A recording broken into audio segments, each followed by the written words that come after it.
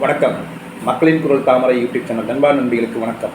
நம்முடைய பாரதத்தில் சில நாட்களாக இந்த கரப்பான் பூச்சி ஜனதாதள தலைவர் என்று நேபாளத்தை சார்ந்தவர் நம் இந்தியாவை சீர்குலைக்க வேண்டும் என்று வெளிநாடுகளிலிருந்து நம் இந்தியாவில் ஊடுருவி நம் நாட்டை வல்லரசை நோக்கி எடுத்துச் செல்லும் பாரத பிரதமர் கனவை சீர்குலைக்கும் வகையில் நடந்து கொண்டிருக்கின்றார். ஒருபோதும் நம்முடைய பாரதிய ஜனதா கட்சியும் பாரத பிரதமர் அவர்கள் இருக்கும் வரை நம் பாரத நாட்டை அசைக்கவோ ஆணவத்தோடு பார்க்கவோ முடியாது.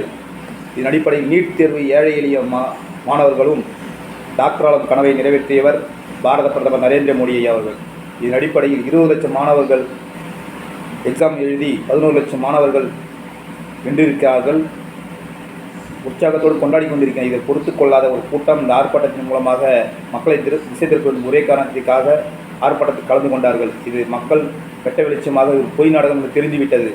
பாரத பிரதமர் மக்களுக்காகவே பயணித்துக் கொண்டிருக்கின்றார். வாழ்க பாரதம், வாழ்க தமிழ்நாடு. குண்டர்களை வைத்து காவல்துறையையும் பொதுமக்களையும் இந்த ஆர்ப்பாட்டத்தின் மூலம் குண்டர்களால் தாக்கப்பட்டனர். இதனை கண்டனத்துக்குரியது. இவர்களுக்கு தகுந்த தண்டனை கொடுக்க வேண்டும். வாழ்க பாரதம், வாழ்க தமிழ்நாடு.